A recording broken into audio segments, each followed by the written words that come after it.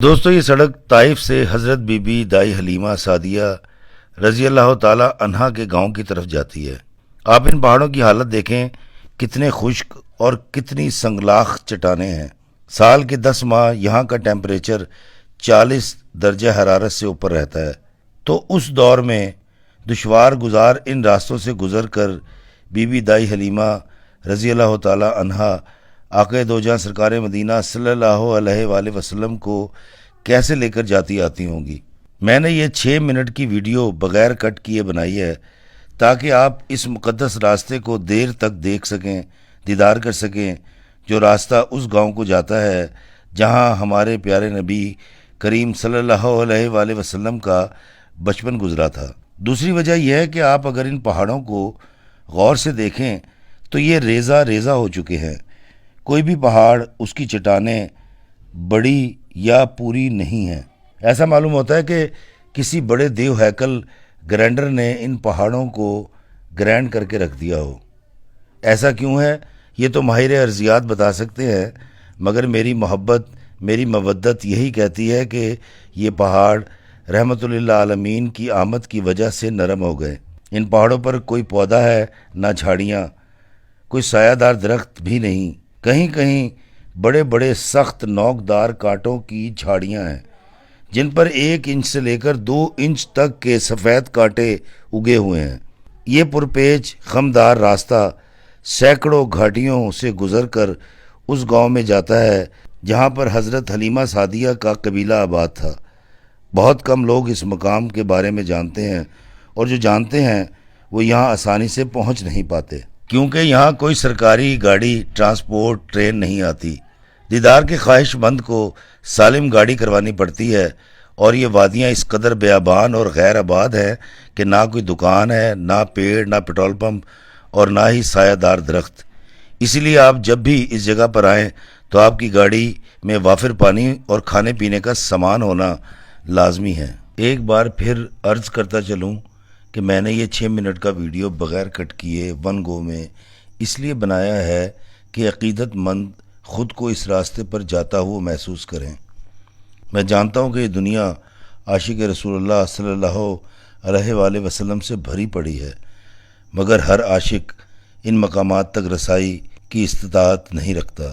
اللہ نے مجھے موقع دیا ہے تو کیوں نہ میں ان عشاق کو زیارت کرواؤں۔ یہ سڑک بہت اچھی ہے، مگر کہیں کوئی گاؤں، کوئی پیٹرول پمپ، کوئی شاپنگ سینٹر نہیں ہے۔ اس روڈ پر ٹریفک بھی نہ ہونے کے برابر ہے، جس کی وجہ یہ بھی ہو سکتی ہے کہ اماں حلیمہ رضی اللہ تعالی عنہا کے گاؤں سے آگے شاید کوئی شہر نہیں ہے، اور نہ ہی دور دور تک کسی انڈسٹری کے آثار نظر آتے ہیں۔ بل کھاتی، اترتی چڑھتی ویران سڑک ہے جو ہمیں اس مقدس گاؤں میں لے جاتی ہے جہاں ہمارے پیارے نبی صلی اللہ علیہ وآلہ وسلم کا بچپن گزرا۔ گاڑی ایک کچے راستے پر اتری ہے۔ جی ہاں، آپ ٹھیک سمجھیں، یہ کچا راستہ ہمیں ہماری منزل مقصود تک لے جائے گا۔ بارشوں کا موسم ہے، اس لیے یہاں پر پانی کھڑا ہے۔ سورج اپنی پوری آب و تاب سے چمک رہا ہے۔ راستہ ناہموار ہونے کی وجہ سے گاڑی ہچکولے کھا رہی ہے۔ دائیں بائیں راستے کے کنارے پر جنگلی جھاڑیاں ہیں جن پر لمبے سفید رنگ کے نوکیلے کانٹے بھرے پڑے ہیں۔ کیچڑ کی وجہ سے گاڑی سلپ بھی ہو رہی ہے۔ پانی سے بچ کر نکلنا ضروری ہے، ورنہ گاڑی کا ٹائر کیچڑ میں دھس جائے گا، اور اگر ٹائر دھس گیا تو یہاں کوئی بھی مددگار موجود نہیں ہے۔ کچے ٹوٹے پھوٹے روڈ پر کیچڑ ہے کیونکہ اس سال بارشیں پہلے سے زیادہ ہوئی ہیں۔ بائیں ہاتھ پہاڑ پر وہ گاؤں موجود ہے جہاں میں آپ کو لے کر آیا ہوں۔ دوستو، ہو سکتا ہے جب آپ یہاں آئیں تو شاید یہ پانی تو یہاں پر موجود نہیں ہوگا، مگر ایک بات ضرور ہے کہ یہ جنگلی کیکر اور کانٹے آپ کا استقبال ضرور کریں گے، کیونکہ ان کی یہاں پر بہتات ہے۔ ہمارے ڈرائیور صاحب بڑی مہارت کے ساتھ، بڑی چستی کے ساتھ تنگ سی روڈ پر گاڑی چلا رہے ہیں تاکہ ٹائر نیچے نہ اترے اور کیچڑ میں نہ دھس جائے۔ میں بہت شکر گزار ہوں اپنے ڈرائیور صاحب کا کہ وہ ہمارے لیے اتنی تکلیف اٹھا رہے ہیں۔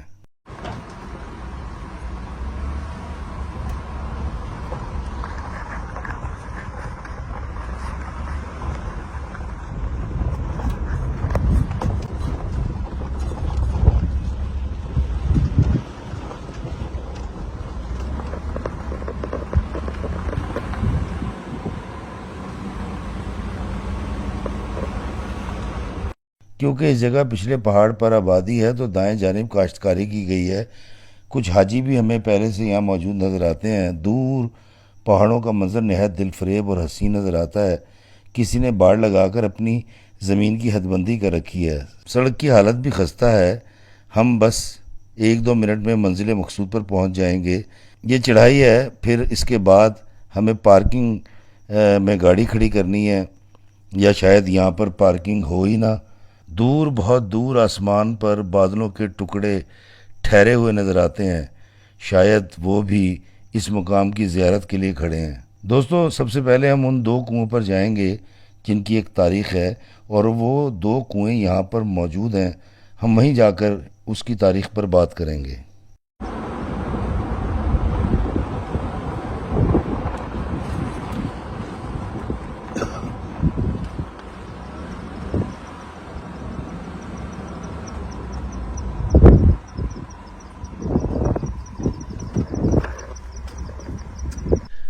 جی دوستو، یہ وہ کنواں ہے جس کے بارے میں کہا جاتا ہے یہاں پر وہ واقعہ پیش آیا تھا جب آقا کریم صلی اللہ علیہ وسلم کا سینہ اتھر ہے اس کو چیر کر دھویا گیا تھا۔ تو یہ وہ جگہ ہے، اور 2 چیزیں ملتی ہیں۔ ایک تو یہ کہ یہاں سے پانی لیا گیا تھا، اور وہ ایک پہاڑ کی چوٹی سی تھی، تو ہو سکتا ہے کہ وہ پہاڑ ہو۔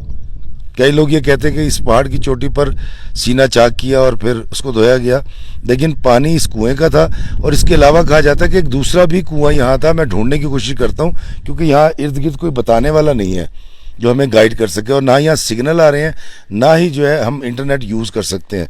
تو یہ وہ کنواں، اگر آپ اس کو دیکھیں اس طرف سے، تو اس کنویں کے پانی سے اس کنویں کا پانی استعمال کیا گیا تھا۔ اور اگر ہم دکھا سکیں، ذرا دکھائیے گا اس طرف سے۔ یہ پہاڑ کے کٹا ہوا حصہ، اس علاقے میں کنواں بنانا ہی ایک بہت محنت طلب کام تھا اس دور کا۔ اس کی ریپیرنگ ضرور کی گئی ہے، اور یہ کوئی زمین جو ہے، یہ کوئی لگتا ہے یہاں کوئی کاشتکاری کرتا ہے، کوئی بوائی بھی ہوتی ہے، کیونکہ یہاں پر ہل بھی چلایا گیا ہے، لیکن ایسا کوئی مشین یا ایسا کوئی ٹریکٹر تو مجھے یہاں نظر نہیں آ رہا۔ لیکن یہ علاقہ ایسا کا ایسا ہی ہے، اس میں کوئی تبدیلی آئی نہیں ہے۔ دوستو، مجھے سانس چڑھ گیا۔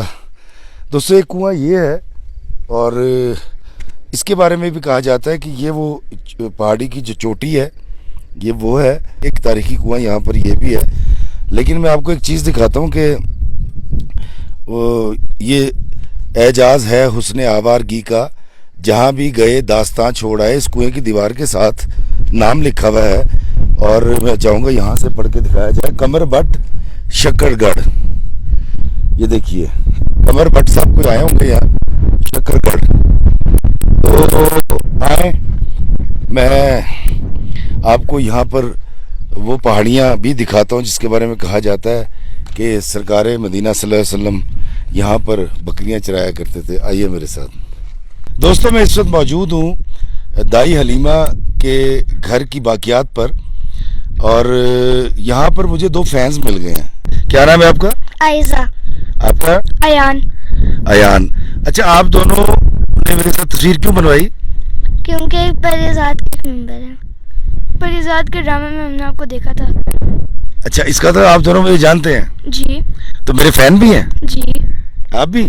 جی۔ او مائی گاڈ، الحمدللہ الحمدللہ۔ دوستو، جو لوگ مجھ سے پوچھتے ہیں کہ افتخار رفیع تمہیں ایوارڈ کیوں نہیں ملا، یہ میرا ایوارڈ ہے۔ میرے دیس کے، میرے اوورسیز کے چھوٹے چھوٹے بچے مجھ کم ترین سے اتنی محبت کرتے ہیں، کمالی سے محبت کرتے ہیں، پوئٹ افتخار رفیع سے محبت کرتے ہیں، ولاگر سے محبت کرتے ہیں۔ Thank you beta, welcome. Thank you. Welcome. میں آپ دونوں کے لیے دعا کروں گا بیٹا کہ آپ دونوں خوب اچھا پڑھو اور وطن کا نام روشن کرو، پاکستان کا نام روشن کرو۔ آمین آمین۔ آمین۔ Thank you. دوستو، میں آپ کو دکھاتا ہوں، بڑا دل خوش ہوتا ہے جب اس طرح کے، اب اس جنگل بیابان میں ایک ہماری گاڑی، شاید 1-2 گاڑیاں اور آئی ہوں گی ہمارے بعد، اور اس میں اس طرح سے فینس کا مل جانا، it is great blessing of God. دوستو، یہ جو آپ دیکھ رہے ہیں مسلح بچھے میں ہے، کہا ہی جاتا ہے کہ دائی حلیمہ کا یہ گاؤں تھا، کیونکہ گاؤں میں جو گھر ہوتے تھے، ایک ادھر ہے، ایک اوپر ہے، ایک تھوڑا سا اوپر ہے، تو یہ مسلح بچھے میں یہ والا گھر جو ہے دائی حلیمہ سعدیہ کا، یہ گھر ایک کمرہ اس کا یہ ایک یہاں کوئی تھا شاید وہ گر چکا ہے، اور ایک کہا جاتا ہے کہ اس طرف تھا. یہ کمرہ اس کے باقیات ہیں، یہاں لوگ آتے ہیں اور یہاں پر نفل ادا کرتے ہیں اور عبادت کرتے ہیں اور اللہ سے دعائیں مانگتے ہیں. تو یہ گھر، یہ گاؤں دائی حلیمہ کا، اور وہ جگہ جہاں پر ہمارے پیارے نبی صلی اللہ علیہ وآلہ وسلم بکریاں چرایا کرتے تھے. یہ اس طرف دیکھیں، اگر میں اس طرف جاؤں تو یہاں کسی نے میرا نام بھی لکھا ہوا ہے. یہ دیکھیں افتخار، ہم پاکستانی ہر جگہ ہوتے ہیں. اور وہ دیکھیں اوپر ساجد بھی لکھا ہوا ہے، لیاقت بھی لکھا ہوا ہے، وہ افتخار وہاں بھی لکھا ہوا ہے. یہ سارے میرے نام ہیں لکھائے نے. تو دوستو یہ اس طرف شہباز لکھا ہوا ہے، وہ دیکھیں شہباز بھی لکھا ہوا ہے. تو اس پہاڑی کے اوپر دوستوں میں چڑھوں گا اور آپ میرے ساتھ آئیے گا. میں کوشش کروں گا اس بڑھاپے میں میں چڑھ سکوں، کیونکہ یہ وہ جگہ ہے، یہ وہ مقام ہے جہاں ہمارے پیارے نبی صلی اللہ علیہ وآلہ وسلم محمد رسول اللہ دائی حلیمہ کی بکریاں چرایا کرتے تھے. بکریاں اس پہاڑ کے اوپر بھی چڑھ جاتی ہوں گی، قیافہ یہ کہتا ہے. اور اگر میں تصور کی آنکھ سے دیکھوں تو دیکھیں پہلے گاؤں ویسے ہوتے تھے، وہ سامنے ایک گھر اوپر، ایک اس کے نیچے، ایک اس کے نیچے. تو یہ دیکھیں یہ وہ علاقہ ہے.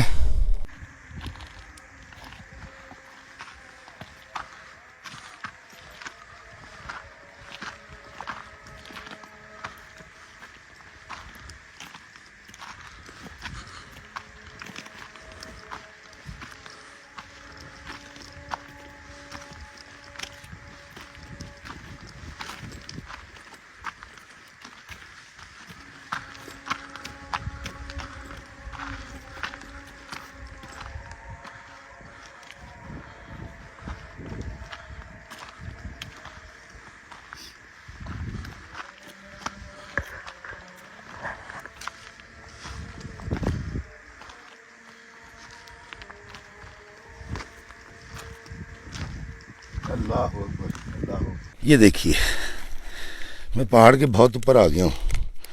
یہ دیکھیے یہ چھوٹے چھوٹے پتھروں میں، یہ دیکھیں آئی ڈونٹ نو، یہ ارضیات کے جو ماہرین ہیں وہ بتائیں گے. یہ پہاڑ کافی اونچا ہے، میں اور اوپر بھی جا سکتا ہوں، لیکن میری عمر کا تقاضا یہی ہے کہ اس پہ اکتفا کروں جہاں پہنچ گیا. دوستو یہ وہ جگہ ہے، یہ وہ گاؤں ہے دائی حلیمہ کا گاؤں. اس پہاڑ پر آباد تھا، اور گاؤں کے اندر آپ کو پتہ ہے گھر اوپر ہوتا ہے، ایک سائڈ پہ ہوتا ہے، ایک نیچے ہوتا ہے، ایک چیٹ نیچے ہوتا ہے ایسے. تو وہ دیکھیں وہاں لوگ دائی حلیمہ کے گھر کی باقیات پر نماز بھی ادا کر رہے ہیں، نفل پڑھ رہے ہیں، اور عصر کی نماز ہو چکی ہے. یہ وہ پہاڑ جہاں پر بکریاں چڑھ جاتی ہوں گی. میرے آقا کا بچپن اس گاؤں میں گزرا، اور آتے ہوئے میں سوچ رہا تھا کہ مکہ سے اتنی دور یہاں تک آنا، جب آپ ملنے جاتے ہوں گے گھر والوں سے، اپنی والدہ محترمہ سے، تو کتنا تکلیف دہ اور دشوار گزار یہ سارا راستہ تھا. آج تو خیر سڑکیں بن گئی ہیں. وہ سامنے مین روڈ ہے، بالکل پکی سڑک ہے. آپ یہاں تک اپنی گاڑی میں یہاں تک آ سکتے ہیں. وہ دیکھیں نیچے کتنی ساری گاڑیاں آ چکی ہیں. لوگ کہاں سے آئے ہیں. پہلے تو ہماری گاڑی تھی، اب تو خیر بہت ساری گاڑیاں بھی آ گئیں. عقیدت مند اور زیارت کرنے والے حاجی یہاں تک پہنچ جاتے ہیں، لیکن یہاں کوئی اس طرح کی باقیات نہیں چھوڑی گئی، کوئی تختی نہیں لگائی گئی، لیکن لوگ پھر بھی محبت اور پیار میں یہاں تک پہنچ جاتے ہیں. دوستو میرے ابا کہا کرتے ہیں کہ جس کو کوئی غم نہ ہو یا جس نے نفس کی نفی سیکھنی ہو تو وہ بکری پال لے. تو میں کہتا ہوں جی کہ آج کے دور میں شہروں میں بکری پالنی مشکل ہے. جس شخص نے نفی کا سبق سیکھنا ہو تو وہ واٹس ایپ گروپ بنا لے. شرط یہ ہے نہ کسی کو ڈیلیٹ کرے گا، نہ اعتراض کرے گا، اور نہ گروپ ختم کرے گا، تو بکری پالنے کے برابر ہی ہوگا. نفس کی نفی بہت ضروری ہے، اور نفس کی نفی کا سبق جو ہے ہمیں اللہ اور پیارے نبی صلی اللہ علیہ وآلہ وسلم بھی دیتے ہیں. اور ہم نے بارہا دیکھا کہ آقا دو جہاں سرکار مدینہ معاف فرما دیا کرتے تھے، درگزر کرتے تھے اور صلہ رحمی سے کام لیتے تھے. تو مجھے دائی حلیمہ کے اس گاؤں سے اجازت دیجیے، اور میں دعا کروں گا کہ اللہ تعالیٰ مجھے درگزر کرنے والا، پیار کرنے والا، آسانیاں بانٹنے والا، رحم کرنے والا، لوگوں کو معاف کر دینے والا، معافی مانگ لینے والا بنائے۔ اللہ ہمیں آسانیاں عطا فرمائے اور آسانیاں تقسیم کرنے کا شرف عطا فرمائے، آمین۔ السلام علیکم ورحمۃ اللہ وبرکاتہ۔